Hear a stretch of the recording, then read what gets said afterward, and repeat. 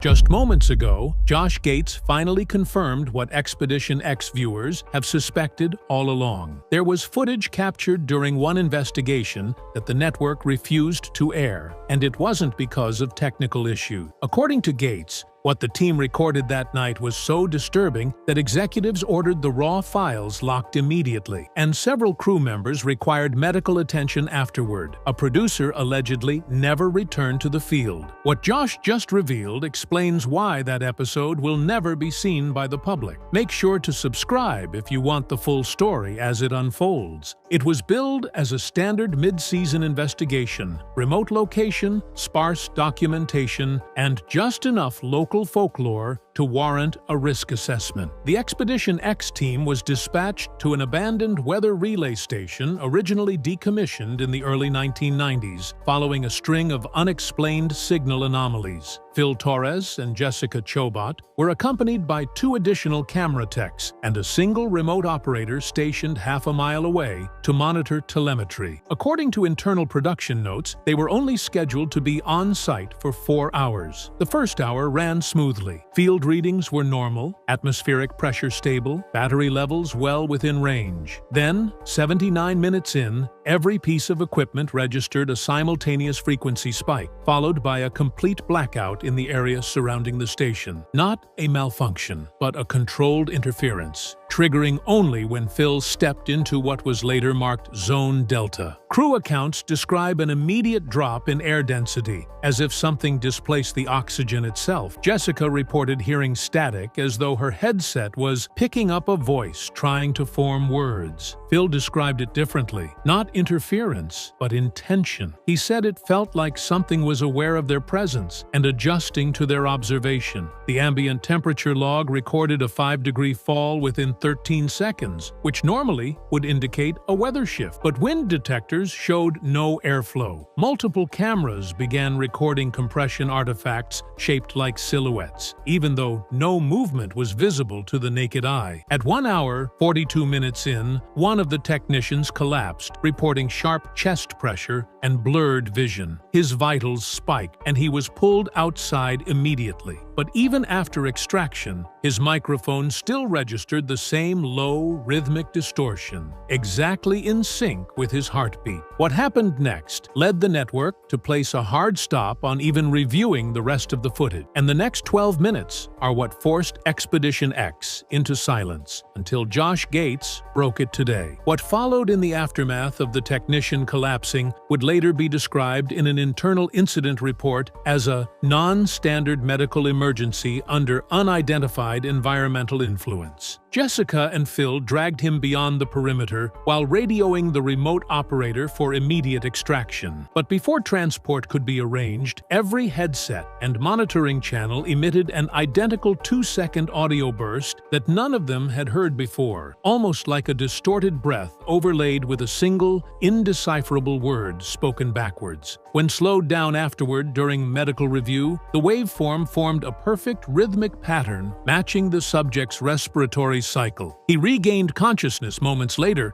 but claimed he hadn't passed out, only stepped outside of his body. Psychological protocol required instant suspension from further filming. As standard safety measures kicked in, the team was ordered to return to base camp. Yet removing the equipment did little to stop what they were experiencing. Even outside Zone Delta, battery drains continued at accelerated rates, as if something was attached to the devices themselves, not the surroundings. Live uplink verification failed 3 consecutive attempts. The remote operator, who remained physically removed from the event, reported through a restricted channel that his screen showed camera feeds trying to adjust for a non-existent focal point. His exact words were logged, like it was tracking something that wasn't in front of them, almost behind. That note triggered the next step. Network HQ, already receiving fragmented telemetry data, intervened. Over a secure channel, production was ordered to execute what's officially known as a phase Phase 7 reset, meaning equipment shutoff, immediate departure, and containment protocol enacted without post-investigation discussion. Only used 5 times in network history, it's reserved for extreme risk scenarios. The moment this order was given, the generators powering the relay station failed completely, not due to damage, but because the breaker flipped itself, despite being physically padlocked. The final recorded image before black screen? A blurred figure appearing between Phil and the technician,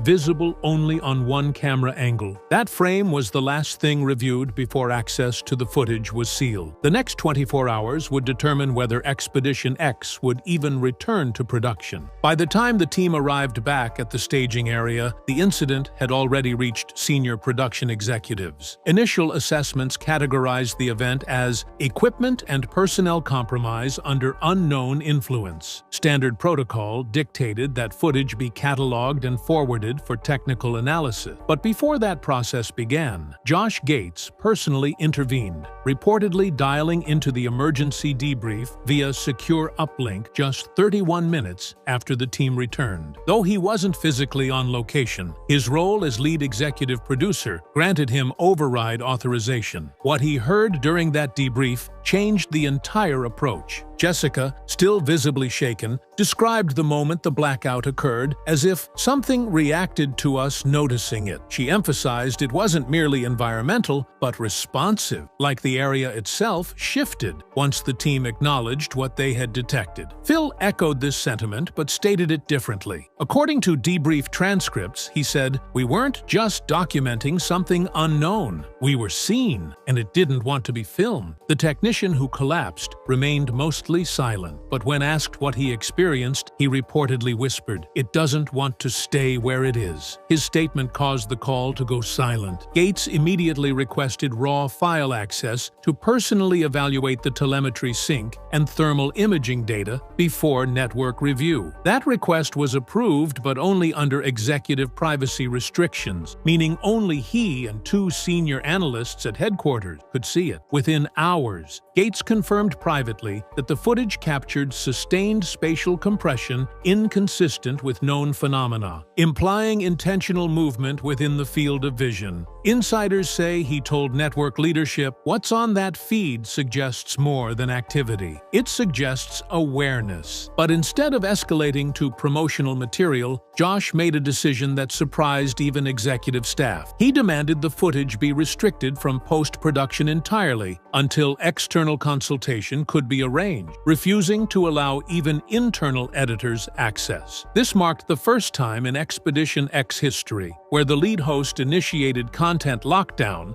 against network recommendation. That move triggered a series of legal evaluations that would ultimately determine the fate of the footage and of the episode. What Gates discovered in the raw thermal layer would make his next decision unavoidable. When Josh Gates accessed the restricted thermal and IR-enhanced playback, he expected to find corrupted imaging caused by equipment stress or compression glitches. Instead, what he saw is what insiders now believe prompted the network to permanently seal the segment. At precisely the moment the technician collapsed, the thermal feed from camera 3 captured what appeared to be a human-shaped distortion, positioned several feet behind Phil Torres. But unlike typical heat signatures, it showed negative thermal feedback, meaning it absorbed infrared rather than emitting it. This anomaly remained still for 2 seconds, then shifted subtly toward the lens without registering surface heat, breathing patterns, or any identifiable form of locomotion. Yet on the raw spectral enhancement, the shape's internal structure briefly displayed pattern-like movements resembling pulse fluctuations. The timestamp aligned exactly with the technician's sudden chest pain. The strangest part wasn't the silhouette itself, but what happened in the following few frames. As the blackout wave rolled through the equipment, the figure appeared to pivot, its form reacting to Phil's flashlight beam, even though infrared detection shouldn't respond to visible light. According to project files, Josh replayed the sequence 14 times before noticing a chilling detail. On the metadata overlay, the anomaly carried an exact posture match and height ratio to a weather technician who disappeared at the same location in 1987, whose last known unknown transmission mentioned signal distortions following him.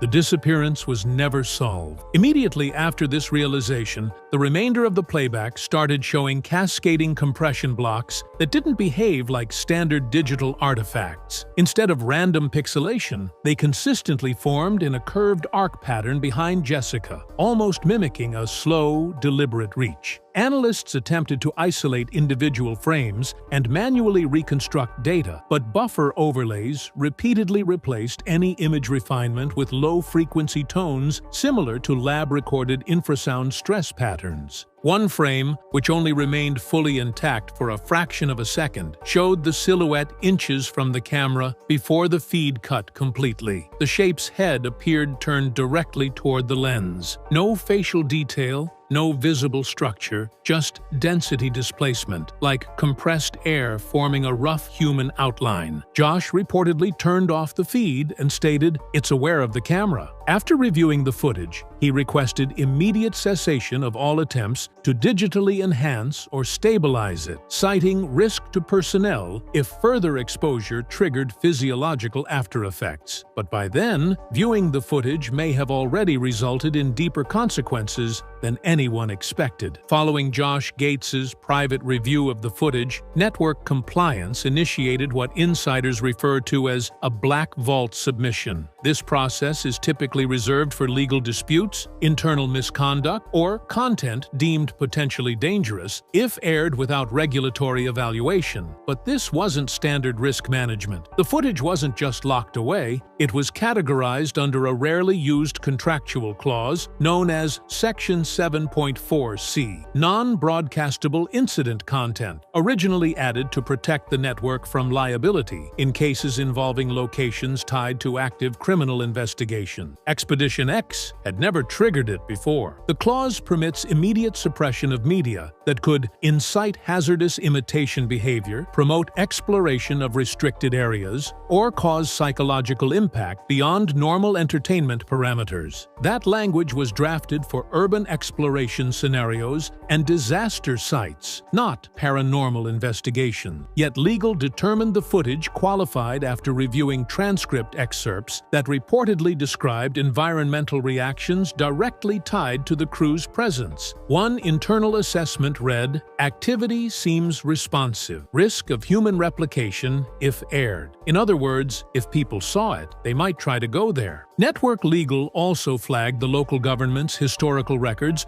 regarding the 1987 disappearance connected to the abandoned weather relay station. That case was never declared closed, which means, because the figure in the footage matched the missing technician's biometric outline, the broadcast could be interpreted as evidence in a potential ongoing investigation. Even though the events occurred decades ago, airing it could open legal complications, including demands for forensic analysis or allegations of interference with a possibly unsolved death. What sealed the footage permanently wasn't just fear of public reaction, it was a leaked production memo from the on-site medical specialist who treated the collapsed crew member. In her write-up, she stated, "Patient displays stress markers consistent with post-traumatic attunement. He believes the encounter might not be geographically bound." The phrase, "not geographically bound," was underlined by multiple attorneys. That line alone escalated the content from restricted to sealed indefinite. Josh argued that suppressing data went against the scientific integrity of the show, but legal countered with potential lawsuits, and worse, psychological fallout for viewers. After a tense meeting,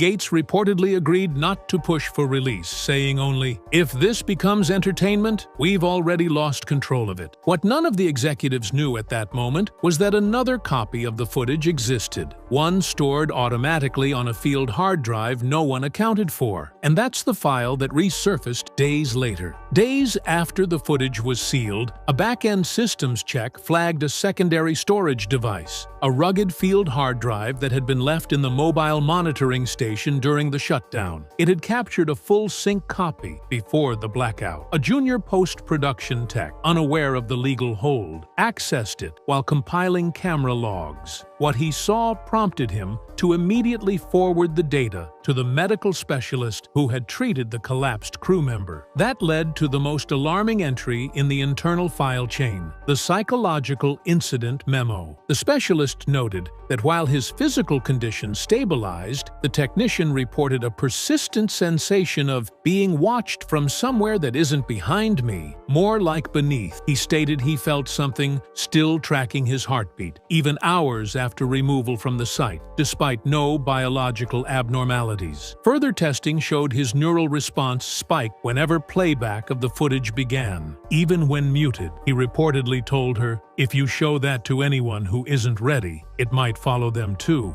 That line triggered immediate psychiatric evaluation. But the most disturbing element came from the junior tech's observation. In his incident report, he wrote, "I fast-forwarded through the final 30 seconds. The image distortion briefly shifts into the corner, like it sees the reflection of the monitor. Then, at the exact moment the technician wakes after collapsing, a noise comes through the audio track. But the gain settings were at 0. No microphone was on." Following this discovery, the tech requested reassignment and refused to work night hours. Within 48 hours, his report was integrated into the legal file, and the secondary drive was seized. That incident directly resulted in the file being classified at an even higher level, no longer under broadcast restriction, but under internal non-exposure protocol. And that's when Josh Gates was told something that changed his stance permanently. Someone else had already watched the file, alone, and what they reported next would shake even him. Before the secondary hard drive was confiscated, at least one individual managed to watch the final minutes alone,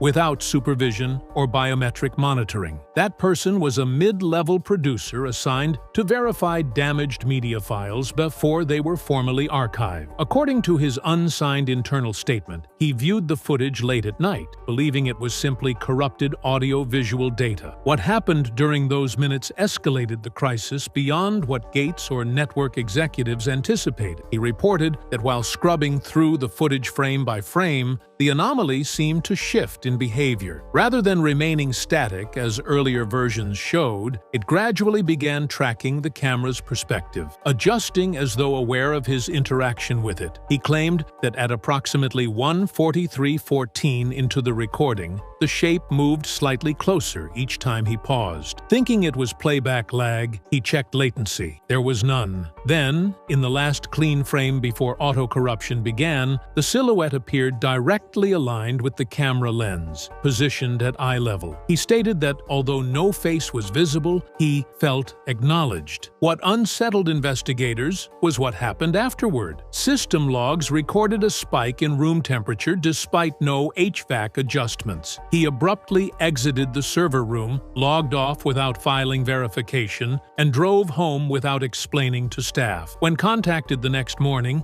he claimed he had no memory of leaving work. His vehicle GPS showed he made an unscheduled stop at the investigation location's general vicinity over 3 hours away before returning home. He tendered his resignation the next day, citing irreversible exposure to subject matter beyond broadcast intent. His final note read, "We didn't expose it, it exposed us, and it knows the difference." Following this, external auditory forensic specialists were brought in against standard protocol. What they discovered inside the recording led to the most controversial decision in Expedition X history. The forensic specialists were asked to analyze the final retained audio signal, something the network hoped would help attribute the interference to an explainable anomaly. Instead, their report stated the waveform exhibited frequency structuring matching intentional rhythmic sequencing. Put plainly, it looked like something was responding to the monitoring equipment, forming signal patterns that,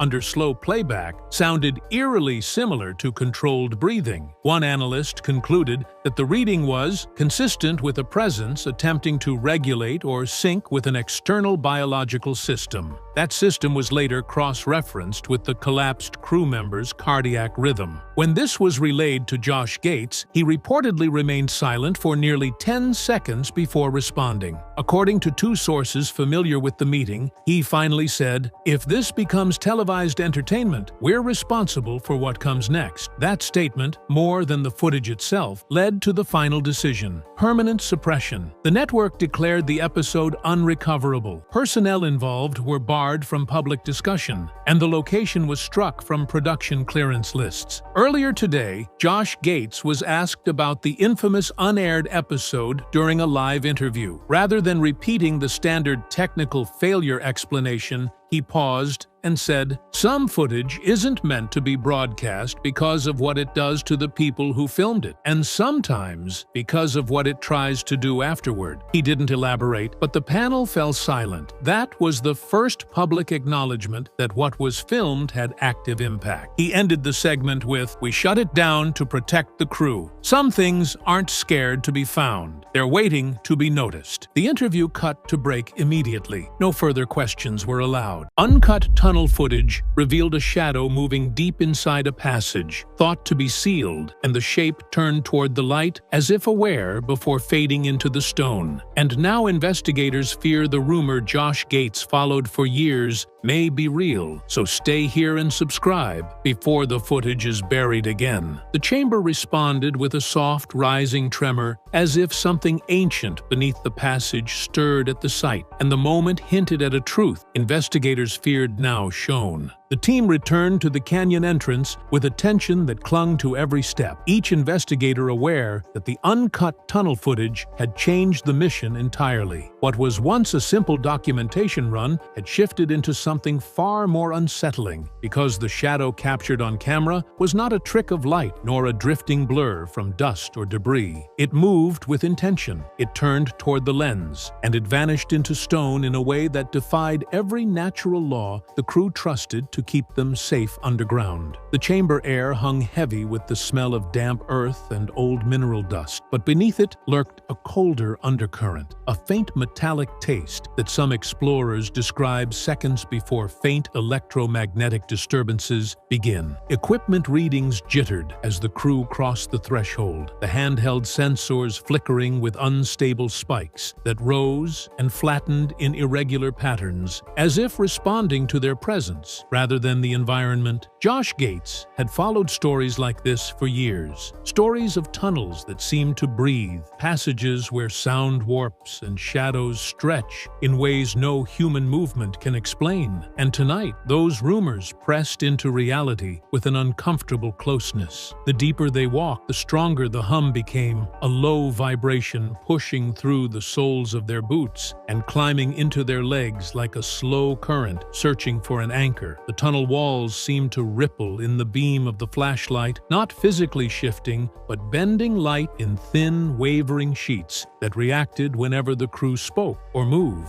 A decade of whispered theories suddenly felt less like exaggerations and more like buried warnings left behind by those who had come here before. And somewhere ahead, beyond the curve of the passage, the camera had recorded the moment the shadow paused as if listening to the team. Now the crew approached that same spot, with every nerve drawn tight, knowing that if the footage was authentic, something within this tunnel had been waiting for them long before the lights were turned on. The crew slowed as they reached the bend in the tunnel, the place where the footage first captured the impossible movement. A brief frame of distortion sliding across the stone as though the wall itself had shifted to let something pass. The flashlight beams quivered against uneven rock, yet the surface ahead remained unnervingly smooth, worn not by water or time, but by something that had moved through it with silent precision. Rumors had long whispered of an older network beneath this canyon, a lattice of passages carved by unknown hands or forces, tunnels that investigators claimed to hear breathing when left alone in the dark. The idea was always dismissed as folklore, but tonight the air carried a faint rhythmic pulse, subtle enough to mistake for imagination, until the vibration crawled along the floor and brushed against their boots in a slow, deliberate sweep. The equipment operator raised a thermal camera toward the wall,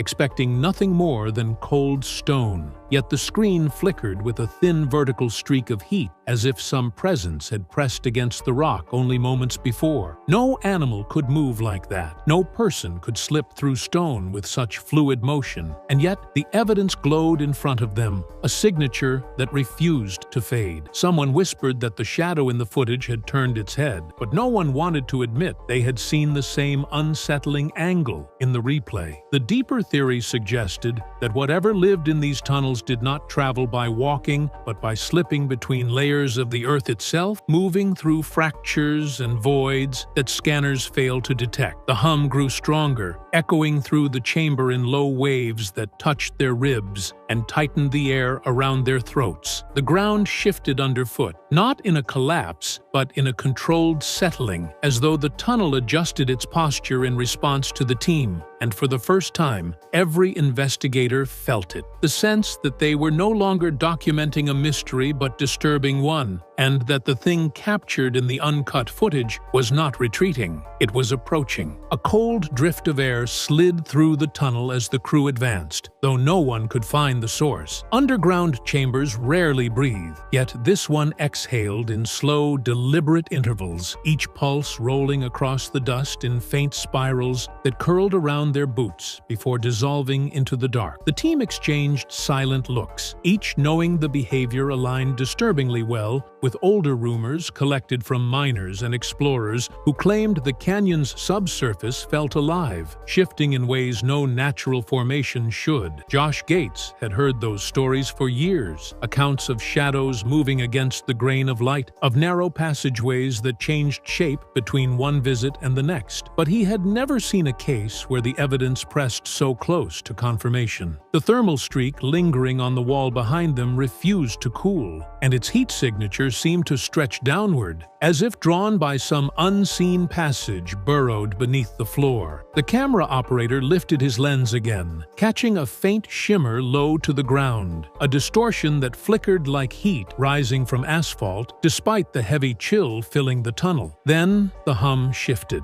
What had been a broad vibration dissolved into a thin, oscillating tone that pulsed through the chamber in measured intervals, a pattern that mimicked the rhythm captured in the uncut footage, just before the shadow appeared. The moment the tone stabilized, the dust near the far wall rippled, lifting in a gentle arc as though something on the other side were pressing outward. The crew froze, lights steady, breath held, watching as the stone surface seemed to flex in a subtle inward pull. It was not enough to call movement, but enough to strip any comfort of coincidence. One investigator whispered that it felt like the tunnel was listening. Another insisted they should retreat before the pressure grew stronger. But the path ahead remained open, the darkness drawing them forward, and the possibility that the footage had captured a real entity, one that lived within the fractures of this canyon, pulled them deeper into the unknown. The tunnel narrowed as the crew pushed deeper, the walls closing in with a quiet pressure that felt less like geology and more like intention, as though the stone were adjusting around them in slow, measured breaths. Their lights skimmed across mineral veins and pockets of fractured rock, yet every few feet the texture changed abruptly, smoothed into unnatural curves as if something had passed through recently and reshaped the surface in silence. These formations matched the descriptions found in old field notes and archived rumors, reports of subterranean corridors that seemed carved not by tools or erosion, but by movement itself, as though some presence traveled through the earth by folding around it rather than cutting into it. Josh Gates had always treated such claims with healthy skepticism, but tonight the tunnel carried a strange coherence, the hum rising in a controlled oscillation that felt purposeful. The equipment in the rear of the group responded instantly. Electromagnetic readings surged in sweeping arcs, while the ground sensor captured faint tremors that pulsed with a rhythm too steady to be random. When the team rounded another bend, the tone deepened into a low resonant thrum that vibrated through their chests and crawled along their arms, a sensation far stronger than any natural acoustic reflection. Then the distortion appeared again. a faint vertical shimmer stood several feet ahead, hovering just above the ground like a curtain of bending air. It was taller than before, its outline sharper, its movement synchronized perfectly with the rhythm shaking the tunnel. The shimmer tilted, not in a chaotic flicker, but in a controlled lean, as if its attention shifted toward the advancing lights. One of the investigators lifted a camera, the beam of the spotlight cutting through the distortion for a single shivering moment before the shape recoiled deeper into the darkness. The dust at their feet rose in a soft circular ripple, tightening inward before settling as though recording the retreat of whatever had been standing there. And for the first time that night, the crew sensed they were no longer following a trail of old rumors. They were walking directly into the territory of something that might not want them there. The crew hesitated at the point where the distortion had withdrawn, not because the way ahead was blocked, but because the tunnel beyond seemed subtly altered, as though the passage had stretched. In the seconds their lights were fixed on the shimmering outline, the air grew colder, settling on their skin in an almost electric stillness, and the hum that had filled the chamber fractured into two overlapping tones, one low and steady, the other thin and wavering, like a signal shifting between frequencies. Investigators familiar with underground acoustics whispered that such behavior had been reported before in these canyons, always tied to stories of unseen chambers that resonated with strange internal pressure. But tonight, the sound felt too focused to dismiss as a geological quirk. The dust ahead lifted again, swirling into a narrow column that twisted once before falling still, leaving the sense that something had just moved without making a sound. Josh Gates had catalogued countless claims from explorers who insisted the tunnels possessed their own kind of awareness, a subtle reaction to movement or breath, but even he had never encountered a case where the environment itself seemed to anticipate every step. The cameras continued recording as the investigators pressed forward, their lights cutting through a corridor that grew smoother and more uniform with each passing yard, as if shaped by something that preferred precision over chaos. Then, the tone deepened once more, and the far wall flexed with a soft inward pull, not enough to warp the rock, but enough to suggest pressure from the other side. One of the crew members raised a hand for silence, pointing to a thin seam running horizontally along the floor, a feature not present on earlier scans, and one that resembled the edge of a chamber door more than a natural crack. No one dared approach it, yet the closer they looked, the more the seam seemed to pulse with faint internal light, a glow that brightened with each oscillation of the hum. And in that moment, the team realized the uncut footage might not have captured a passing shadow at all, but the first glimpse of an entrance long rumored to exist, a threshold not meant to be found, and perhaps never meant to be crossed. The seam along the tunnel floor seemed to pulse faster as the crew drew closer, each faint flicker of light rising through the crack like a heartbeat buried beneath layers of ancient stone. No one could confirm whether it was geological fluorescence or something far more engineered, yet the glow moved with too much rhythm to dismiss as a natural trick of minerals. The hum shifted again, dropping into a heavy resonant throb that pressed against their ribs and settled into the air like a warning. Investigators exchanged uneasy glances, recalling the long-standing theory whispered among canyon researchers that some of these underground anomalies behaved less like empty passages and more like controlled systems, structures capable of sensing vibrations and responding through pressure waves. Josh Gates had encountered dozens of claims pointing to such phenomena, but the living quality of this seam surpassed anything recorded in his archives. As the crew steadied their lights, the dust at their feet lifted into narrow spirals that drifted toward the glowing line, pulled as though by a subtle gravitational thread. The rock surrounding the seam began to warm under their touch, a slow, spreading heat that contradicted the cold breath exhaling from deeper within the tunnel. One investigator knelt beside the crack, noting how the stone tapered into unnaturally smooth edges, as if carved from beneath by something that moved with fluid precision. The hum thickened into layered tones, each rising and falling in perfect sync with the glow, forming a pattern too clean to be random. Then the ground shifted, not in a collapse or tremor, but in a deliberate settling motion that pushed a soft wave of pressure through the chamber and forced everyone to brace themselves against the walls. The seam widened by a fraction of an inch, exposing a darker void beneath, and the glow intensified into a faint vertical shimmer that rose from the gap like the beginning of a threshold forming. A theory flickered through the team, one whispered by explorers who believed the tunnels were not static at all but responsive, opening and closing according to triggers no one had yet understood. And as the chamber tightened around them, the investigators realized they may have activated one of those triggers, calling forth something the canyon had kept sealed for decades. A cold draft poured from the widening seam, drifting across the tunnel floor in a low, creeping sweep that moved with too much intention to be mistaken for displaced air. The crew stepped back instinctively, raising their lights as the glow beneath the stone brightened into a thin vertical strand that climbed upward in slow, measured pulses, almost as if something beneath the passage were attempting to lift the door from within. The hum deepened again, settling into a layered vibration that pressed against their chests and curled around their arms like a living current, mapping every contour it touched. Rumors from past expeditions spoke of hidden chambers that responded to sound, structures that opened only when exposed to certain tones or environmental shifts.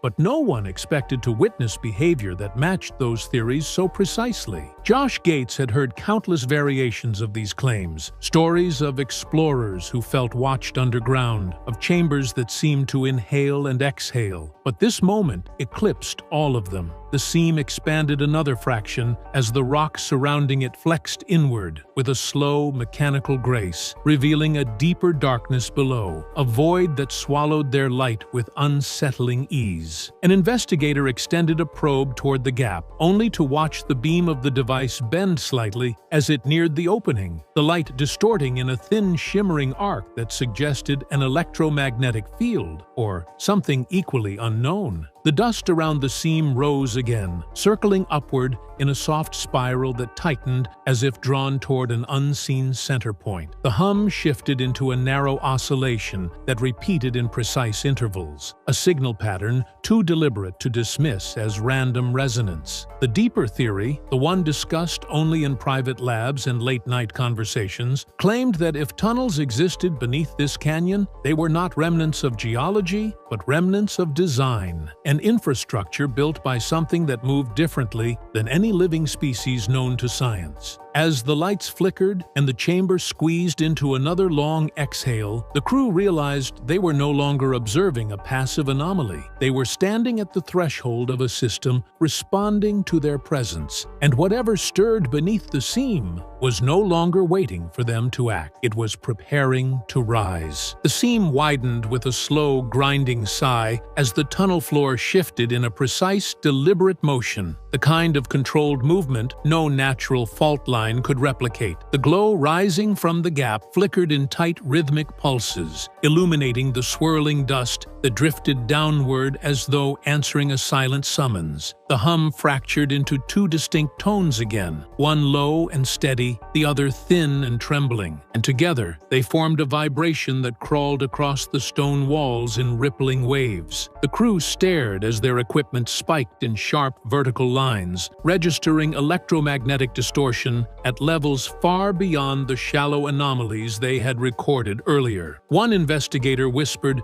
the oldest theory tied to this canyon, a claim suggesting the tunnels were not built but grown, shaped by forces beneath the earth that left behind smooth corridors and seamless thresholds. Josh Gates had dismissed that idea more than once, but here the stone seemed to move with a biological patience, expanding the seam inch by inch as if responding to a signal he could not hear. When the gap reached a width wide enough to peer through, the lights were raised, revealing a narrow descending shaft lined with impossibly smooth surfaces, each one curving downward in spirals that looked more engineered than carved. The dust inside the shaft did not fall. It drifted sideways, drawn into the darkness by an unseen current that defied the still air surrounding them. The hum shifted deeper, resonating so strongly it vibrated through the crew's boots and pressed into their legs like a rising internal pressure. The shimmering distortion appeared again within the shaft itself, its outline collapsing and reforming in fluid ripples that stretched toward the opening in slow, tentative gestures. And with each movement, the shaft brightened with a faint silver glow, revealing markings along the inner walls, patterns that looked less like symbols and more like the natural geometry of something grown rather than constructed. The crew stepped back, realizing that the rumored tunnel network might not be metaphor or exaggeration after all. It might be alive in ways they had never considered and awakening in ways they were not prepared to witness. The glow inside the shaft intensified until the spiraling walls shimmered with a pale metallic sheen, revealing movement far below, a slow drifting shadow rising through the column like a figure ascending through water. The crew froze, their lights trembling against the edge of the opening as the hum narrowed into a single focused tone that vibrated through their teeth and tightened the air around their lungs. Dust lifted in thin vertical strands, pulled toward the shaft as if the darkness were drawing breath, and the temperature dropped with a sudden bite that prickled across their arms. The shadow rose higher, its outline wavering in fluid collapses that hinted at shape without revealing it, and with every inch gained the pressure in the tunnel thickened until the stone around them seemed to flex in subtle, rhythmic pulses. Someone whispered that the entity was responding to the light. Another insisted it was reacting to the sound, but everyone agreed on the one truth forming with unbearable clarity. The footage had not captured a fleeting anomaly, but a documented interaction, the first undeniable moment where the underground network had answered back. The hum peaked in a sharp oscillation, forcing the crew to step away from the seam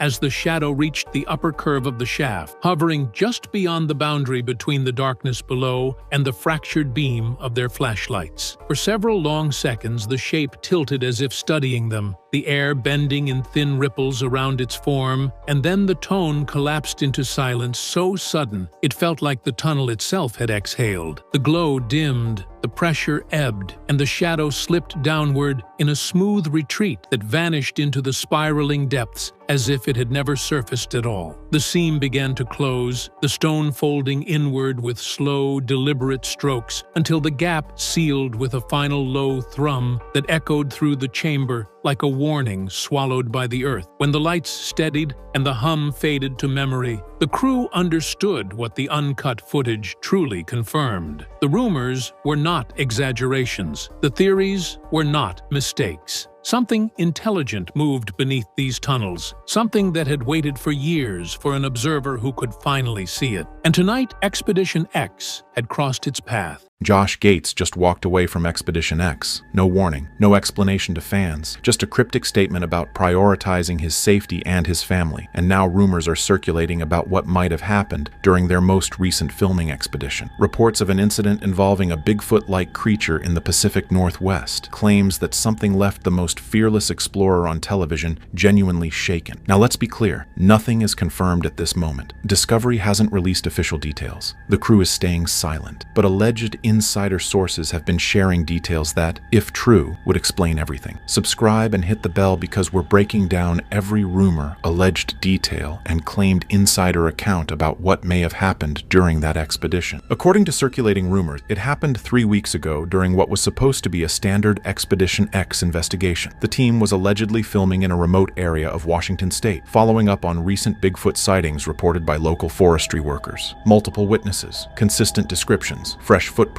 documented by credible sources. Exactly the kind of case Josh has built his career investigating. Claims suggest the team consisted of Josh, his co-host Jessica Chobot, Phil Torres, and a production crew of 8 people. They'd reportedly set up base camp in a valley known for decades of Sasquatch activity. By all alleged accounts, the first 2 days were productive but unremarkable. Footprints supposedly found and documented, strange vocalizations allegedly recorded at distance. Then came the third night. According to unverified sources, Josh and Phil decided to investigate an area about 2 miles from base camp where thermal drones had allegedly detected heat signatures. Jessica reportedly stayed behind to monitor equipment. The plan was supposedly simple: hike in, document whatever they found, return by midnight. Rumor has it they never made it to midnight. At 10:47 p.m., base camp allegedly received a frantic radio transmission from Josh. The audio was reportedly chaotic. Claims suggest certain words came through: contact, close, moving fast, Phil's injured. Then the transmission allegedly cut to static. When communication supposedly resumed, Josh's voice was different, shaken, urgent, allegedly calling for immediate evacuation. According to these reports, the production coordinator sent the entire crew to extract Josh and Phil. What they allegedly found was equipment scattered, Phil on the ground with what's claimed to be a head wound, and Josh standing guard, reportedly refusing to move until the entire group was together. But here's where the rumors get interesting. The cameras were allegedly still rolling.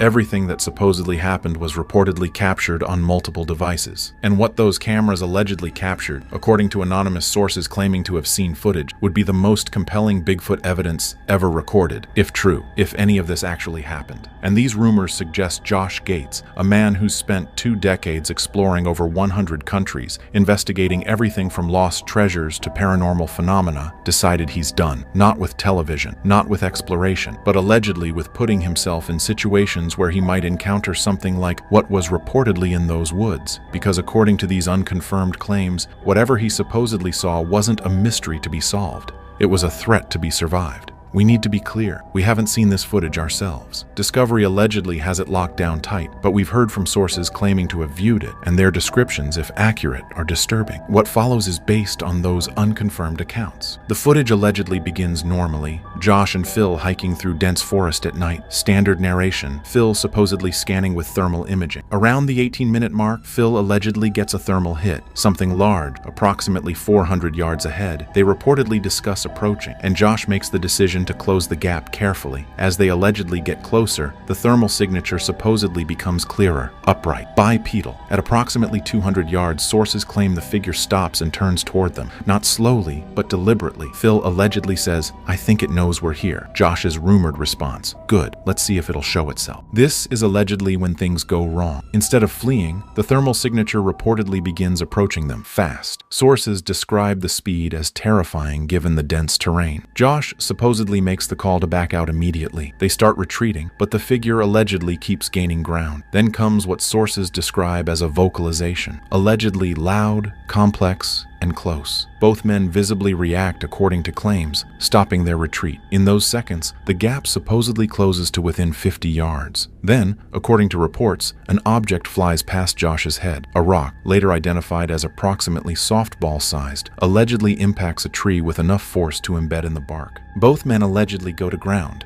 and sources claim that with cameras at ground level, they capture something. All 3 sources describe this the same way, if their accounts are true. Clear footage for approximately 4 to 5 seconds, not thermal. Direct view, illuminated by camera lights, of something large, covered in reddish-brown hair, with a face showing features that allegedly don't match any known primate, and eyes that supposedly reflect the camera light. The figure then allegedly moves laterally, circling their position. Phil supposedly tries to track it with thermal. Josh is reportedly reaching for rocks. The circling continues for 30-40 seconds according to claims. Then another rock, allegedly larger, comes from a different direction. It reportedly strikes Phil on the side of the head, dropping him immediately. Josh allegedly goes to Phil and makes the radio call for help, while the thermal camera supposedly still shows that massive heat signature maintaining position, watching them. The standoff allegedly continues for nearly 2 minutes before the figure moves away, but thermal signatures reportedly remain at the edge of detection range, as if it was watching to ensure they left. Phil Torres required immediate medical attention. The rock that struck him left a laceration that needed 12 stitches and caused a concussion significant enough that he was hospitalized overnight for observation. But it's not the severity of the injury that's remarkable, it's the circumstances and the projectile itself. The rock was recovered from the scene, a smooth river stone stone weighing approximately 4 pounds, the kind of rock you'd find in a riverbed, not typically lying around on a forest floor, which raises an immediate question: where did it come from? Wildlife doesn't carry rocks. Bears don't throw objects. The presence of that specific type of stone in that location suggests it was brought there deliberately, but more concerning is the throwing mechanics required to cause the injury Phil sustained. A biomechanics expert consulted by the production estimated that to throw a 4-pound rock with enough force to cause that level of injury from a distance of approximately 40-50 feet requires strength beyond normal human capability. The throwing motion would also need to be coordinated and aimed, not a random toss. Rock throwing is actually well documented in Bigfoot encounter reports. It's considered a signature behavior, territorial warning behavior reported consistently across different geographic regions and different time periods. Researchers theorize it serves as a way to establish dominance and warn intruders without direct physical confrontation. The fact that Phil was injured by a thrown rock fits perfectly into established Bigfoot behavioral patterns. Phil's medical records document the injury, but the official incident report filed with Discovery Channel is deliberately vague about the cause. It states he was struck by a falling object during nighttime investigation in rough terrain. No mention of the rock being thrown, no reference to the encounter, just carefully worded language designed to minimize liability while technically being truthful. Phil himself has been completely silent about the incident. He hasn't posted on social media about Expedition X since it happened. When reached by fans asking about the injury, his responses have been vague. Accident during filming, recovering well, thanks for the concern. The kind of responses that say nothing while appearing to say something. But sources close to Phil say he's struggling with what happened. Not just physically, the concussion symptoms resolved within a week, but psychologically. Phil is a scientist. He's an entomologist and biologist who approaches investigations with academic rigor. Having an experience that defies his scientific understanding of what's possible in North American wilderness has been profoundly disorienting. The injury serves as physical proof that something happened. Medical records don't lie. A 4-pound river stone embedded in the bark of a tree doesn't appear by accident, and Phil's concussion isn't a psychological reaction or misperception. Something with significant strength threw a heavy object with enough accuracy and force to injure a human being. That's not folklore. That's documented fact. Phil Torres allegedly required immediate medical attention. According to claims, the rock that struck him left a laceration requiring 12 stitches and caused a concussion significant enough for overnight hospitalization. But reports suggest it's not the severity that's remarkable, it's the circumstances and the projectile itself. The rock was supposedly recovered from the scene. Sources describe it as a smooth river stone weighing approximately 4 pounds, the kind you'd find in a riverbed, not typically on a forest floor, which allegedly raises an immediate question: where did it come from? Wildlife doesn't carry rocks. Bears don't throw objects. But according to rumors, what's more concerning is the throwing mechanics required. A biomechanics expert allegedly consulted by production estimated that throwing a 4-pound rock with enough force to cause Phil's injury from 40-50 feet requires strength beyond normal human capability. The throw would also need to be coordinated and aimed, not random. Rock throwing is actually well documented in Bigfoot encounter reports, researchers note. It's considered signature territorial behavior reported consistently across different regions and time periods. If true, the fact that Phil was injured by a thrown rock fits perfectly into established Bigfoot behavioral patterns that have been claimed for decades. Phil's alleged medical records document the injury, but sources claim the official incident report filed with Discovery is deliberately vague. It supposedly states he was struck by a falling object during nighttime investigation in rough terrain. No mention of throwing, no reference to any encounter, just carefully worded language designed to minimize liability. According to circulating reports, the rescue team that responded consisted of Jessica Chobot, 3 camera operators, 2 producers, and the production coordinator. 8 people total, and rumors suggest every single one of them allegedly saw something during the extraction. As they supposedly approached Josh and Phil's location, claims suggest they began hearing vocalizations, not the single scream from the initial encounter, but ongoing calls that seemed to come from multiple directions. Sources describe it as if they were being tracked by more than one individual, coordinating movements around them. Jessica, allegedly leading the group, reportedly made the decision to keep everyone together in tight formation. They moved as a unit, lights sweeping the forest, and according to claims, multiple cameras captured heat signatures on thermal, not just one, at least 3 distinct figures visible at various points during the hike. When they supposedly reached Josh and Phil, thermal cameras allegedly showed something disturbing. The signatures that had been tracking the rescue party had converged on their position. They were surrounded, according to reports, not closely but in a clear pattern around their location. The production coordinator allegedly made an immediate decision: extract and evacuate. No investigating.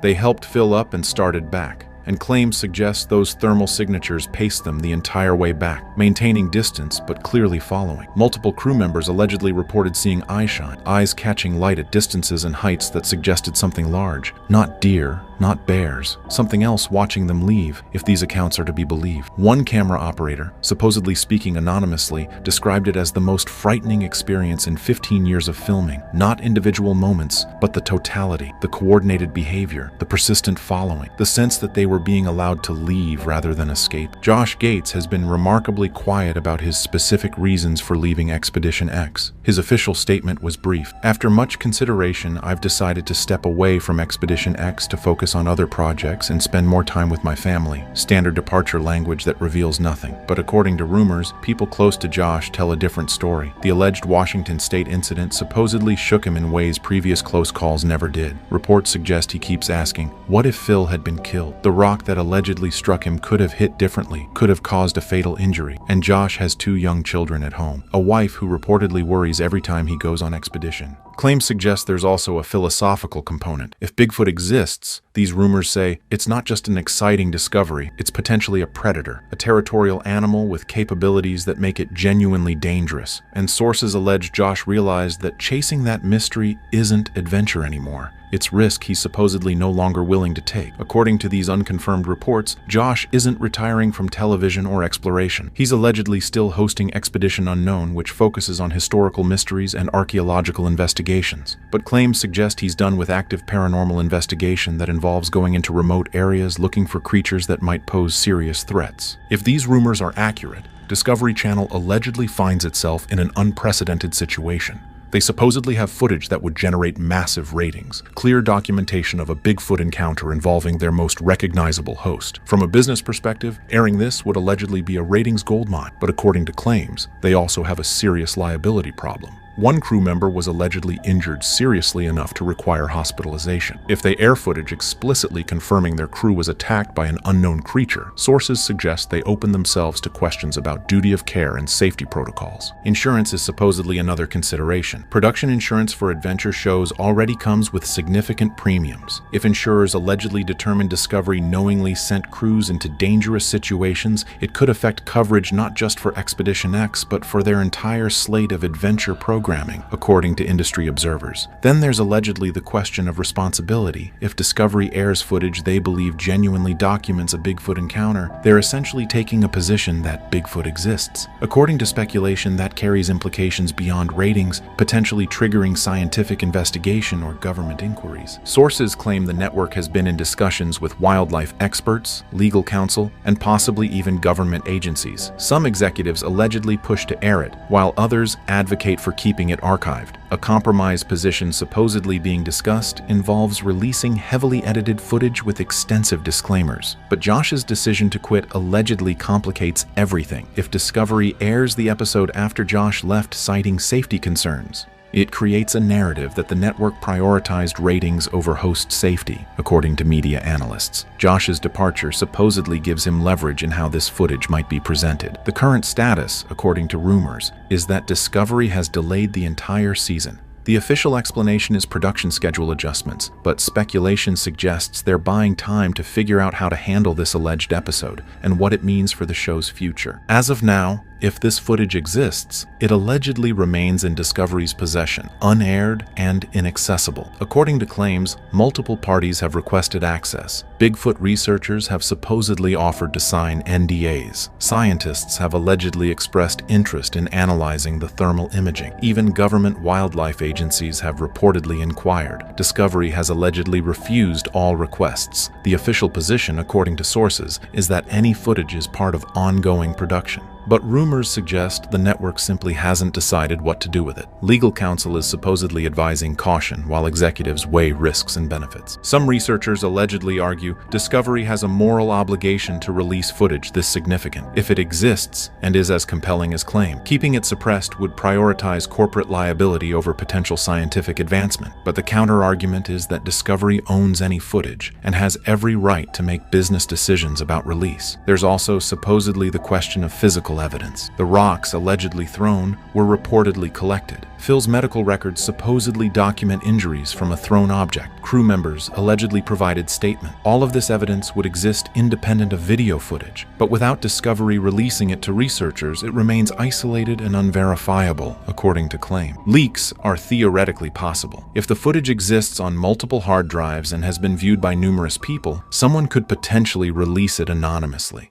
though doing so would likely end their career and could expose them to legal consequences. But speculation suggests the temptation must be significant for people who believe this could change how science views Bigfoot. The most likely outcome, according to industry observers, is that Discovery will eventually air a heavily edited version. They'd allegedly include enough to acknowledge something happened while carefully editing around the most explicit sequences. Expert analysts would provide alternative explanations. Disclaimers would emphasize the unusual nature of the incident. Let's be absolutely clear about what we know for certain. Josh Gates has left Expedition X. That's confirmed. Phil Torres was allegedly injured during filming. That appears to be true based on his absence from social media and project schedules. Discovery has delayed the season. Also confirmed. Everything else, the details of the encounter, the footage descriptions, the crew reactions, remains unverified rumor and speculation. But rumors this consistent from multiple alleged sources suggest something significant happened. Whether it was exactly as described, we can't say. Whether footage as compelling as claimed actually exists, we don't know. But Josh's departure from a successful show speaks volumes. People don't walk away from careers like his without serious reasons. If even half of these rumors prove true, it represents a fundamental shift in paranormal investigation, from entertainment to genuine risk, from mystery to potential danger. The footage may eventually air, the full story may eventually be told, or this may remain one of television's most intriguing unsolved mysteries, whispered about but never fully confirmed. For now, we're left with questions. What really happened in those Washington woods? What did the cameras actually capture? And why did Josh Gates, one of television's most fearless explorers, decide some mysteries aren't worth solving? Until Discovery releases official information or Josh breaks his silence, we can only piece together the rumors and wonder what truth they might contain. Sometimes the most compelling evidence is what people choose not to show you. Jessica Chobot didn't disappear from Expedition X with an announcement or a goodbye. One season she was there, steady, fearless, asking the questions viewers trusted. Then suddenly, she was gone. No explanation, no farewell episode, just silence. Officially, it was a creative shift, but people who worked behind the scenes say that story doesn't come close to the truth, because Jessica wasn't just a host. She was the one slowing things down when the danger escalated. The one questioning edits that didn't match what really happened in the field, and the one who reportedly pushed back when investigations crossed a line from discovery into risk for spectacle. Tonight, we're unpacking what led to her quiet exit, the investigation that changed everything, and why some footage may never be seen. If you value stories that go deeper than the surface narrative, hit subscribe now, because what happened here wasn't just a departure, it was a warning. Before her departure became a quiet mystery, Jessica Chobot was the emotional and intellectual anchor of Expedition X. She wasn't just a host reacting to strange locations or unexplained events. She was the connective tissue between the investigation and the audience. While others focused on instruments and theories, Jessica focused on context, human impact, and what the evidence actually meant. That balance is what made viewers trust her. From the earliest episodes, crew members noticed something different about how she worked. When cameras stopped rolling, she didn't disappear to reset for the next scene. She stayed. She reviewed audio logs, rewatched thermal footage, and asked for raw data instead of highlight reels. According to multiple people who worked in production, Jessica was the only on-camera talent who regularly requested access to uncut material after investigations wrapped. Not because she wanted more screen time, but because she wanted to understand what really happened. Her background mattered here. Jessica came into Expedition X with years of experience in investigative media, not just paranormal entertainment. She understood how easily a narrative could drift away from facts once editing began. That awareness made her cautious in ways others weren't. She often questioned whether a reaction shot truly reflected the moment it was attached to, or whether an equipment malfunction was being framed too mysteriously for what it actually was. This didn't make her difficult. It made her precise. Crew members have said she rarely raised her voice or caused confrontation. Instead, she asked quiet, uncomfortable questions. Why did this cut remove the evacuation discussion? Why wasn't this safety concern mentioned on camera? Why does this moment feel bigger in the edit than it felt in real time? As the show gained popularity, those questions became more frequent and more inconvenient. Jessica believed the strength of Expedition X wasn't fear, but credibility. She wanted the audience to feel uncertainty without manipulation, tension without exaggeration. That philosophy shaped her on-screen presence. Calm, grounded, observant. She didn't need to dramatize the unknown. She respected it. But that same commitment began to place her at odds with the direction the show was quietly moving toward. Because as ratings grew, so did the pressure to escalate. And Jessica was standing directly in the way of that escalation. What started as dedication would soon be viewed as resistance. And that resistance, whether she realized it or not, was already putting her on the outside. As Expedition X grew in popularity, the tone of the series began to shift in subtle but important ways. What had started as a careful investigation-first program slowly leaned toward faster pacing, higher stakes, and moments designed to feel more intense on screen. To most viewers, the change was almost invisible, but behind the scenes, it was impossible to miss. Production meetings increasingly focused on energy, impact, and payoff. Episodes needed stronger hooks and more dramatic beats to compete in a crowded paranormal television landscape. According to multiple crew accounts, she was one of the first to question whether the show was drifting away from its original purpose. She didn't object to tension or suspense. What bothered her was when the narrative began to move faster than the evidence. In meetings, she reportedly asked whether certain moments were being emphasized because they were meaningful or because they played better on camera.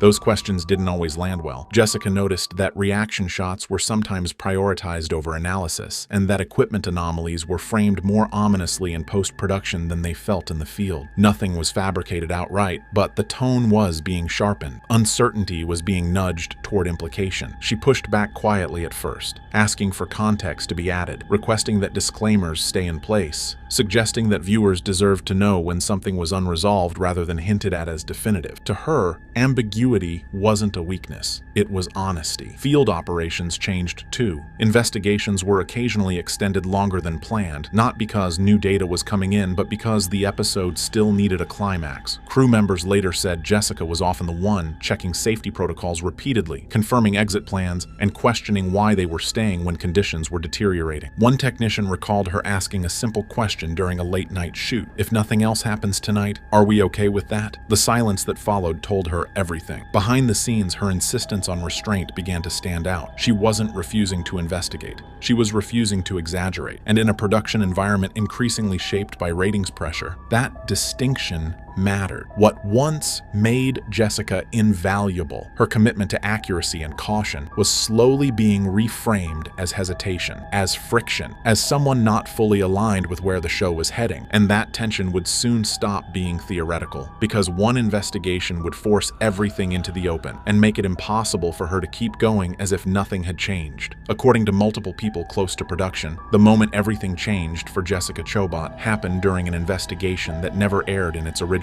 form. On paper, it was a standard assignment. A remote site with reports of unexplained activity, environmental instability, and electromagnetic interference. The kind of location Expedition X had handled before. But this time, the risks weren't theoretical. From the start, Jessica expressed concerns about the environment itself. Structural instability, unreliable communications, and a lack of clear emergency access made the location unusually dangerous. She flagged the site as high risk and requested additional safeguards before filming continued. Those requests were acknowledged and then quietly deprioritized. The pressure to proceed came down to one thing: the episode needed something to happen. As the team moved deeper into the investigation, equipment began behaving erratically. Readings spiked without explanation. Audio feeds dropped in and out. Crew members later described sudden dizziness, disorientation, and a strange sensation of pressure that none of them could easily explain. While these moments were unsettling, what disturbed Jessica most was how quickly they were reframed as atmosphere rather than warning signs. At one point, a piece of equipment failed in a way that caused a brief but serious safety incident. No one was badly hurt, but it was close enough to leave an impression. Jessica was reportedly the first to call for a pause, insisting they stop and assess before continuing. Cameras, were still rolling. Later that night, she reviewed the raw footage alone. What she saw didn't match how the incident was being discussed. Thermal anomalies appeared in the same moments the equipment failed. Audio distortions coincided with physical effects on the crew. Whether it was environmental, technical, or something unknown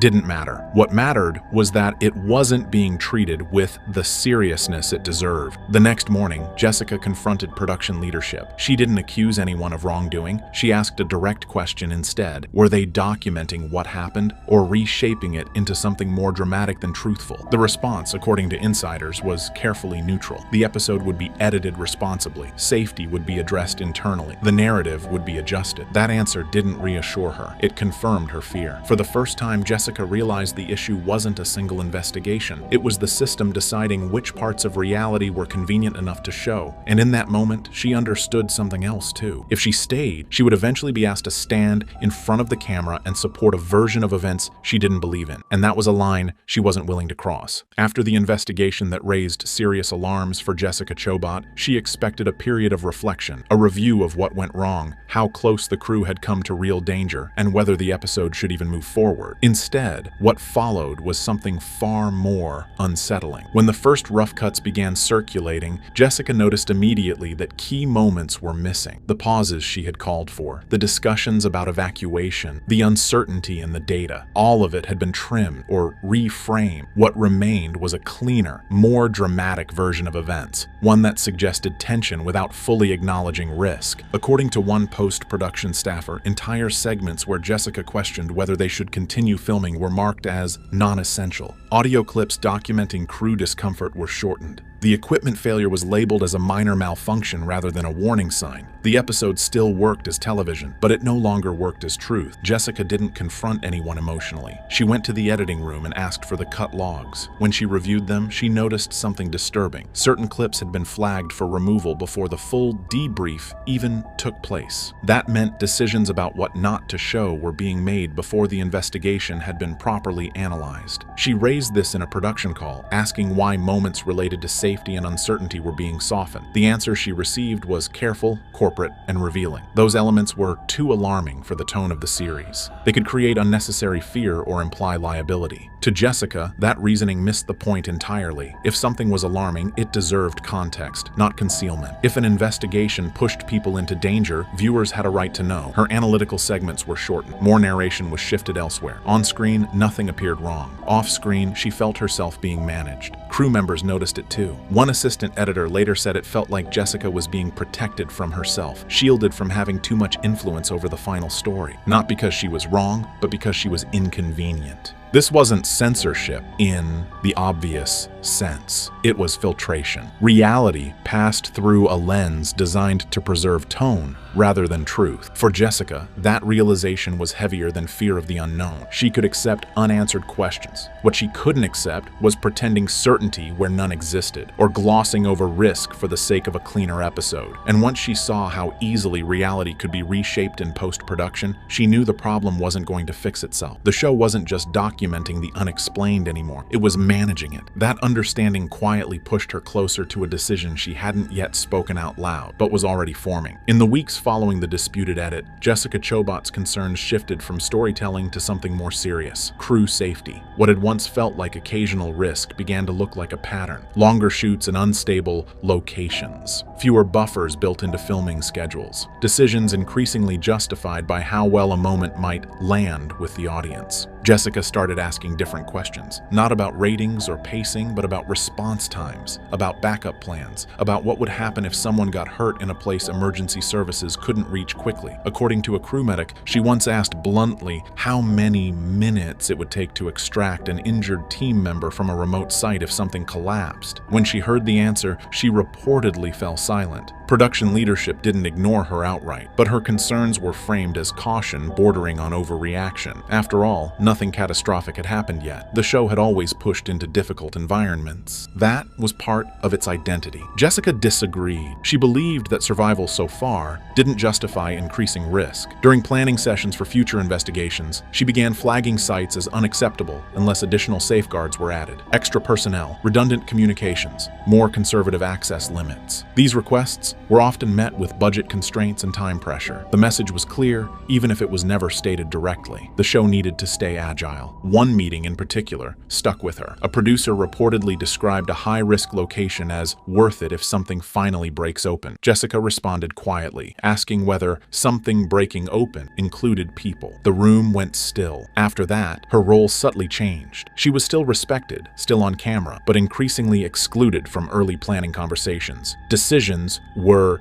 being made before she entered the room. By the time she raised concerns, the logistics were already locked in. Crew members later said it felt like two priorities were colliding. One side focused on discovery and responsibility, the other focused on momentum. What made this moment critical was that Jessica wasn't asking to stop investigating. She was asking to slow down when the line between exploration and danger blurred. To her, the unknown deserved respect, not pressure. Privately, she began confiding in a small number of colleagues that she felt the show was approaching a breaking point, not because of what they might find, but because of how far they were willing to go looking for it. That tension wasn't dramatic. It was quiet, professional, controlled, and that's what made it so dangerous. Because once safety becomes negotiable, the decision to step away stops being emotional. It becomes inevitable. The moment Jessica Chobot realized she couldn't continue didn't happen during a dramatic confrontation or a dangerous incident in the field. It happened in a conference room. During a routine production briefing for an upcoming investigation, logistics were being finalized for a remote location with known structural instability. Jessica had already reviewed the latest environmental assessments and flagged the area as high risk. She recommended additional personnel and stricter limits on how far the team should go once inside. The response she received wasn't hostile. It was procedural. The budget wouldn't allow it. The schedule couldn't support delays. The team would adapt as needed. Then someone said it. The investigation needed proximity. The episode needed stakes. Jessica didn't argue. She listened, and in that moment, she understood that the calculation had shifted. Risk was no longer something to be minimized. It was something being weighed against entertainment value. Later that evening, she returned to her hotel and began organizing her notes. Not dramatically, methodically, field journals, emails, planning documents. She drafted a message requesting a pause in filming until safety standards and narrative boundaries could be reviewed. When the response came back, it was polite and firm. The show was moving forward. That was enough. Jessica didn't walk away out of fear or frustration. She walked away because staying would mean accepting a system where caution was treated as an obstacle. She wasn't willing to be the face of something she couldn't stand behind. 2 days later, she made the call. She would step back from filming. No public conflict, no accusations, just a line drawn quietly and permanently. And with that decision, Expedition X lost more than a host. It lost the person who had been asking whether the mission was still worth the cost. Jessica Chobot's departure didn't create chaos overnight. It created silence. On the surface, Expedition X continued. Episodes aired, investigations moved forward. Viewers were told it was a normal transition. But behind the scenes, crew members say the atmosphere shifted immediately. Meetings grew shorter. Safety discussions became streamlined instead of thorough. Decisions that once involved debate now moved quickly, often without pushback. Several longtime staff noticed that the questions Jessica used to ask were no longer being asked at all. Why are we pushing deeper? What happens if this goes wrong? Are we documenting something real or framing something dramatic? Without her in the room, those pauses disappeared. Not because the answers had improved, but because no one was pressing for them anymore. Editors later admitted that the tone of episodes subtly changed. More emphasis on reactions, less on uncertainty. Moments that would have once been framed as inconclusive were now allowed to sit closer to implication. Nothing fabricated, just a shift in balance. One crew member described it this way: before, we were investigating first and filming second. After she left, we were filming first and justifying it later. Jessica didn't publicly criticize the show. She didn't hint at wrongdoing. But people noticed that when asked about Expedition X in interviews, she spoke carefully. She praised the team, she respected the work, but she never spoke about the investigations the way she once had. Privately, she stayed in touch with certain crew members. When asked if she regretted leaving, her answer was always the same. "I miss the mission," she said. "I don't miss what it was becoming." Her absence didn't expose a scandal. It revealed a vacuum, and in that vacuum, the show kept going, just without the voice that had been slowing it down before it crossed the line. After stepping away, Jessica Chobot never released a tell-all. There was no expose, no podcast tour, no dramatic reveal, but people close to her say the most important things she discovered were never meant to become public footage anyway. During her final seasons, Jessica began privately documenting moments that didn't make it into episodes, not because they were unbelievable, but because they were uncomfortable. Times when the data didn't match the narrative, when equipment failures were ordinary, but later framed as something more, when fear was amplified not by the unknown, but by editing choices. She believes some mysteries lose meaning the moment they're pushed too hard. One former field researcher said Jessica kept a separate notebook during investigations, not for theories, but for boundary, places where she felt continuing would cross from exploration into provocation. She rarely spoke about it openly, but she made quiet notes when she felt the team was pressing an environment too aggressively, or when local warnings were treated as atmosphere rather than information. There was one investigation she reportedly refused to reshoot segments for, not because something terrifying happened, but because nothing happened at all. The readings were flat, the environment was stable, and she felt recreating tension would be dishonest. That footage was eventually reshaped without her involvement. That moment stuck with her. Jessica wasn't afraid of the unknown. She was wary of certainty, of pretending to understand things that might never offer clean answers. To her, the real danger wasn't what lurked in the dark. It was what happens when curiosity becomes entitlement. After leaving, she told a colleague something that never aired anywhere. Some places don't need to be solved. They need to be respected. What she refused to put on camera wasn't evidence. It was the moment when exploration turns into intrusion. And once she felt that line had blurred, she knew stepping away was the only honest choice left. Jessica Chobot didn't leave Expedition X with accusations or controversy. She left with restraint, and that restraint is exactly why her departure still echoes through the show today. In an industry driven by escalation,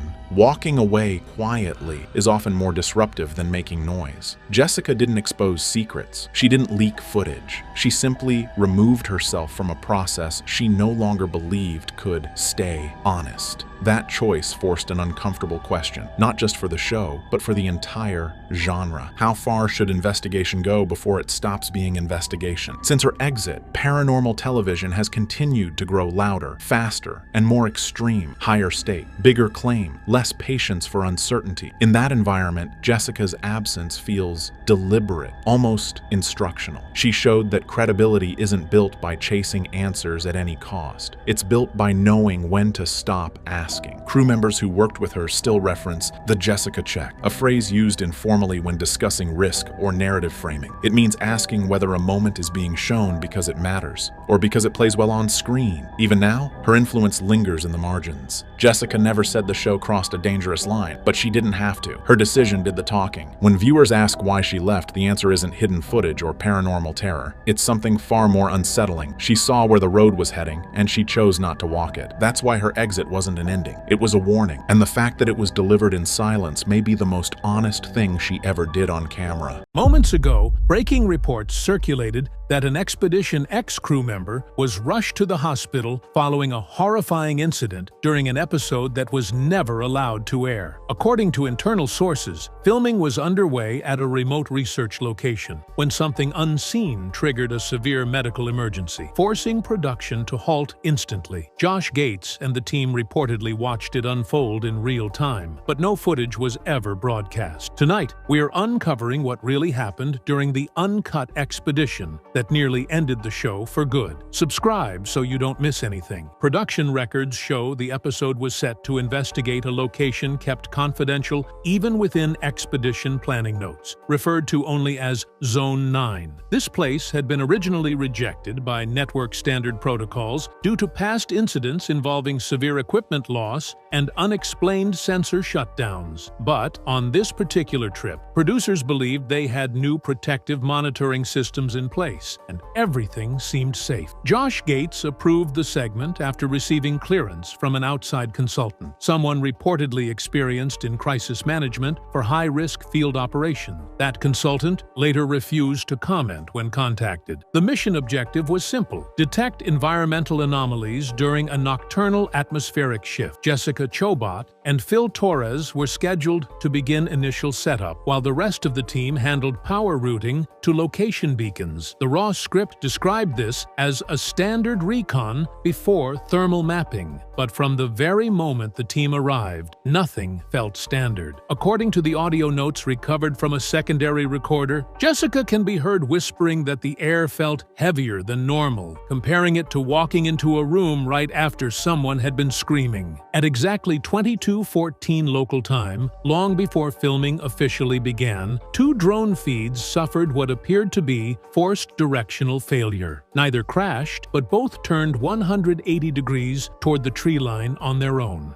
crew attempted a manual override and received the same invalid input error twice. Production assumed it was a signal bounce and pushed forward, unaware a pressure drop had already begun across the site. The ground temperature fell in 6-degree steps at precisely 2-minute interval, as if following something artificial rather than natural. Despite this, Phil motivated the team onward, telling them sudden environmental changes often meant they were close to something big. Those words are now chilling in hindsight, because within the next 40 minutes, the team would realize this was not the start of a discovery. This was the start of something trying to discover them. What makes this incident stand out compared to other Expedition X investigations isn't just what happened, it's how quickly the situation derailed, while still appearing completely calm to the naked eye. At 22:37, Jessica and Phil conducted a basic area sweep with thermal imaging. According to the pre-release field notes, heat signatures were normal, no animals nearby, no heat leaks from underground, and no visible structures other than the mobile base tent. Yet,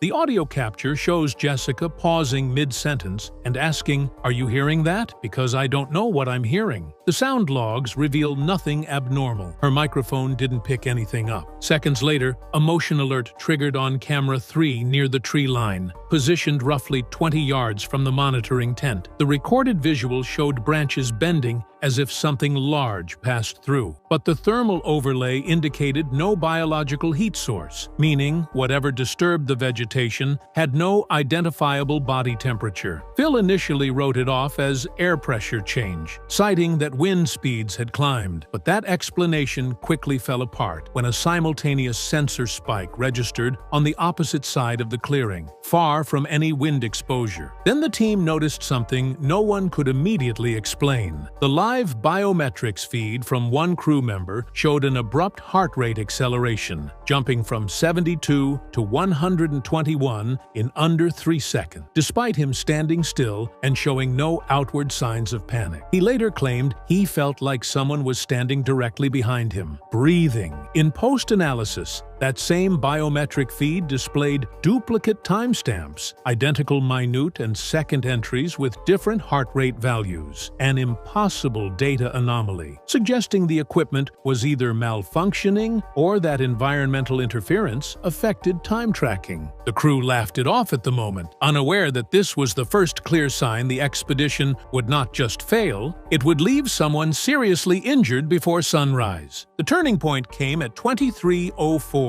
Not with something seen or heard, but with something felt. The monitoring tent suddenly experienced a pressure shift strong enough to visibly flex the fabric walls inward. Recorded on the exterior cameras, but notably not detected on any barometric sensor, Phil, frustrated and convinced it was structural instability, radioed the rest of the team to regroup and begin recalibrating their instruments. That's when the EM tracker began pulsing erratically, cycling between peak readings and total power loss every 4 seconds. The fluctuation was so extreme that wires began vibrating across the floor, as if responding to a rhythmic force. Crew member Daniel, responsible for stabilization checks, knelt to disconnect the power feed. Witnesses stated he recoiled instantly, gasping that the cable was burning cold. Forensics later confirmed the temperature reading was -12 degrees Fahrenheit, even though the rest of the tent remained at 61 degrees. Seconds after that contact, Camera 3, the same unit that had previously predicted motion without heat, completely detached from its fixed mount and dropped to the ground. The metal ring holding it in place snapped clean, not bent or stripped. A playback review later showed that just before the fall, a frame appeared where the camera's lens reflection caught a shape, tall and narrow, with no clearly defined movement. One technician, during review, muted the audio halfway through the recording, claiming he could faintly hear something breathing inside the feed. Then came the crew member collapse. Daniel, who had handled the frozen cable, staggered back, clutched his chest and dropped to one knee. His heart rate surged past 160. The transmission log noted his last coherent statement before blacking out. "It's like it knows I'm here." For the first time in Expedition X history, the crew called for an emergency extraction signal, something reserved for catastrophic site failure. They thought that would be the end of it, but it was only the beginning. The emergency extraction alert activated at 23:09, triggering a protocol usually reserved for physical injury or environmental hazard. A secondary crew positioned half a mile west moved in for recovery. By then, Daniel's vitals were crashing. He was pale, cold to the touch, and murmuring incoherently. His oxygen saturation dropped to 68%. Critical failure level. Phil ordered all equipment abandoned except the primary data drives and instructed everyone to regroup at Vehicle Point Delta. But the path to the extraction zone was not clear. As they moved across uneven forest terrain, the air began to carry a faint metallic hum, the same fluctuating EM pattern recorded earlier, but now audible without instruments. Crew member Marissa reported a sensation of static running along her spine, followed by tingling in her fingertips. Phil began calling out distances over radio, trying to maintain formation, but half of his words cut off mid-transmission, replaced by a crackling tone that sounded disturbingly rhythmic, almost like slow inhaling. Then the radio battery packs began to fail, one by one, even though they were at full charge when the team departed. Tablet screens glitched, GPS repositioning them in places they were not physically located. It was as if their equipment believed they were still standing near the hotspot. Panic crept in. The forest around them remained physically unchanged, yet the path seemed to subtly misalign every time they looked back. At one point, the camera operator swore the trees had shifted position, like the landscape itself was trying to gently push them back toward the original site. Footsteps began to appear in the damp soil beside their route, fresh prints, 11 inches long, human-like but narrow, emerging parallel to theirs without anyone present. They were too deep to belong to any crew member. One technician attempted to snap a photo, but the image capture froze at 99% compression and then erased itself. Phil halted the group just 30 yards from Vehicle Point Delta as a sudden realization overtook them. They were no longer walking alone. Something unseen had aligned itself behind them, pacing their movements with impossible precision. And Daniel, still barely conscious, whispered one final phrase before collapsing into complete unresponsiveness. "It followed us." By 23:26, the crew finally reached Vehicle Point Delta, two rugged expedition trucks reinforced specifically for emergency retreats. Daniel was placed carefully across the back seat, while EMT protocol crew began a stabilized transport setup. He remained unresponsive, clinging to life with labored breaths and uncontrolled tremors. Everyone expected that once inside the protective shielding of the vehicles, the phenomenon would cease. Instead, for the first time that night, they realized the problem had changed shape. The moment the trucks powered on, a pulsing distortion appeared across the center screen of the vehicle's dash monitor. It wasn't part of their surveillance system. It was an internal system glitch. The distortion flickered into what looked like fragments of earlier camera footage. Frames from their abandoned camp appeared, overlaid with topographic grid lines that did not match any terrain they had crossed. It wasn't recorded. It was being generated in real time. Marissa quickly disconnected the external drives, fearing live contamination, but the pulse continued through vehicle software. Even the secondary ignition computer stalled for 3 seconds, displaying a single corrupted file name, docrep-v2 retry. The file didn't exist in storage logs. It was coming from memory systems that never touched field hardware. One by one, their digital panels began relaying unprompted data, audio clips of their own voices captured during previous expeditions, yet subtly wrong. In one clip, Phil's voice asked if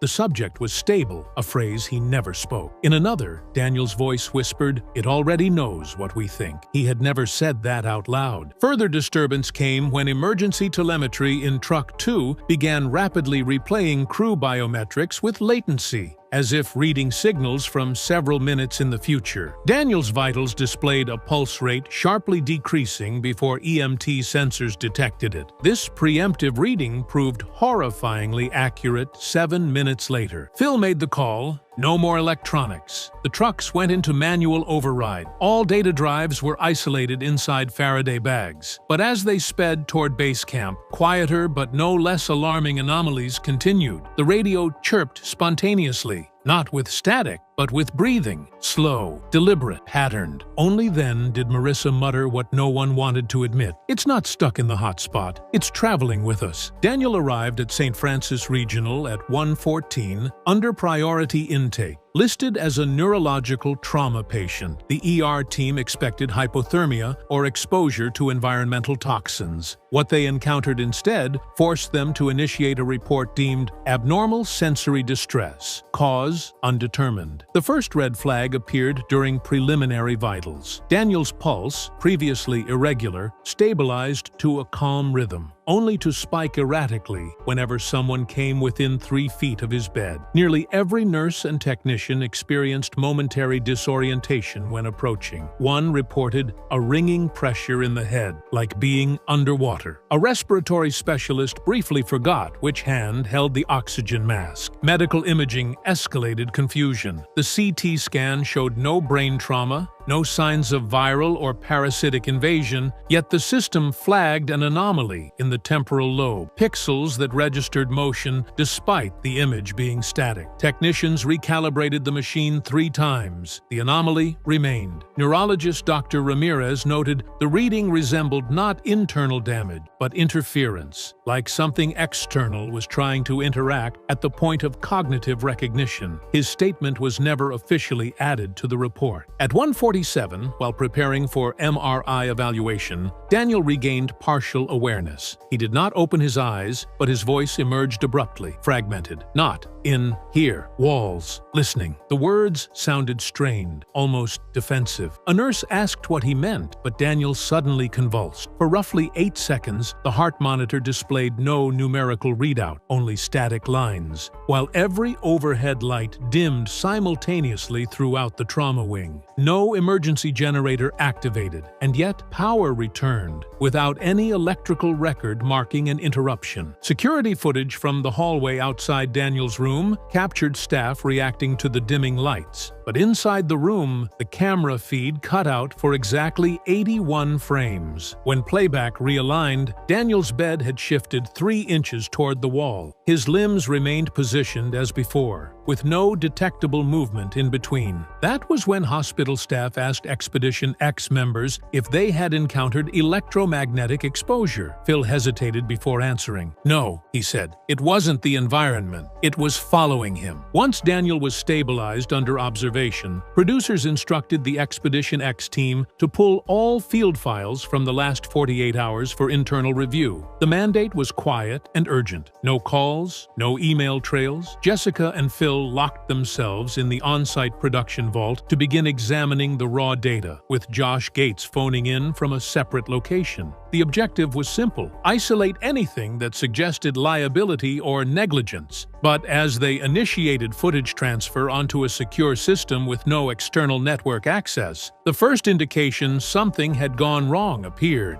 Despite the drive being formatted 20 minutes earlier, a time-stamped folder labeled Repeat 0719 was already present. Phil swore he hadn't copied anything yet. Inside the folder were fragments of recorded audio and short video loops, some no longer than 5 seconds, showing the exact moment Daniel first stepped into the ravine. In the clips, the environment appeared normal, except for faint distortions at the edges of the screen, like the atmosphere was compressing inward. Each loop ended with the same distorted whisper overlaying the background static. Do not come back alone. They deleted the folder. Within seconds, it reappeared. Jessica wiped the drive entirely, disconnected power, and rebooted the workstation. Not only did the folder remain, it had multiplied, now displayed in alphabetical sequence, each titled Repeat, followed by different time markers not associated with the expedition. Some timestamps didn't align with any recorded material. Others referenced future times, dates and hours yet to occur. They ran diagnostics. No malware, no file corruption. The files existed without logical creation sources. When they played one of the future timestamp clips, the video displayed their production room at night, filmed from inside. A chair sat in the corner, empty. In the reflection of the cabinet glass, however, a blurred humanoid figure stood behind the chair, unmoving. The date stamp indicated 2 nights from now. Josh, still on the line, went silent for 6 seconds before saying, "Pull the tapes, lock the vault. Don't watch anything else until someone higher up decides what we do." That instruction came too late, because the next time Jessica touched the monitor, the screen flickered and showed a frame she did not remember recording. Daniel's hospital room.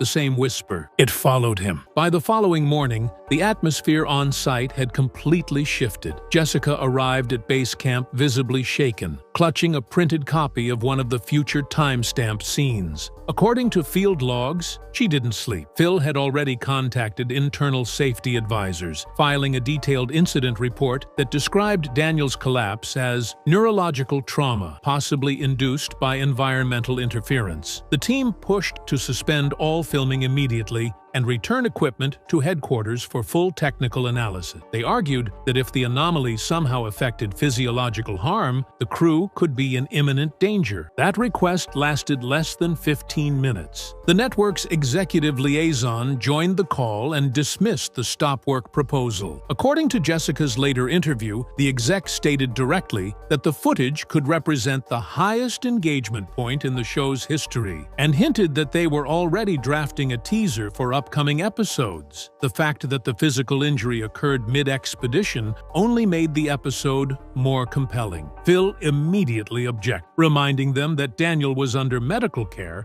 and might face lasting cognitive damage. The response? "You're being emotional. This is the risk of immersive investigation. Audiences understand that." The team was furious. Josh Gates, patched into the call from Los Angeles, reportedly went silent for several moments before firmly repeating the request to halt the expedition entirely. The network escalated instead, citing contractual obligations and insurance coverage, and instructed them to complete the last 3 field segments before withdrawal. They even assigned a remote marketing representative to begin condensing the hospital incident into potential promotional cuts, ignoring objections from medical staff. Jessica later admitted the most chilling part wasn't the exec's decision. It was the slight audio glitch that occurred right after the call ended. The power flickered inside the production tent. Every camera indicator light turned red for 3 seconds, as if they all started recording simultaneously, unprompted. When techs tried to review that moment later, no cameras registered having captured anything at all. That's when Phil quietly said,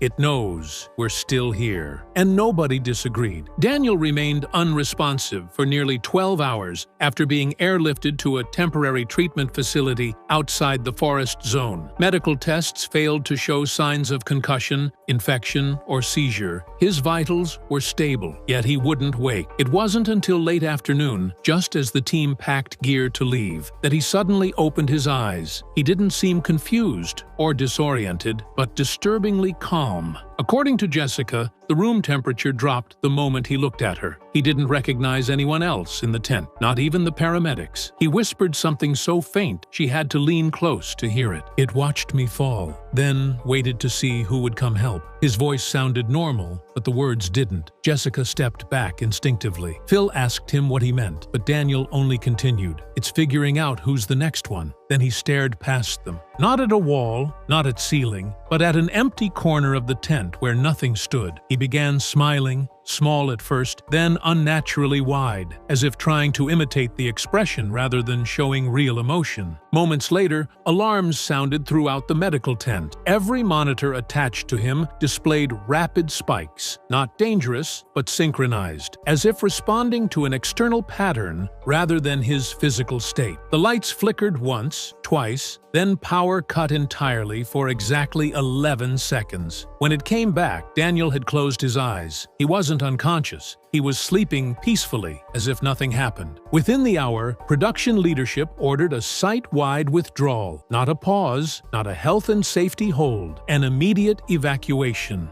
All footage related to the event was flagged maximum level containment, never to air. Internal reports concluded that unidentified environmental influence was responsible. The final note added by the network compliance officer was only 3 words long: footage not usable. But those who were there still insist it wasn't because the footage was corrupted. It was because it was too clear.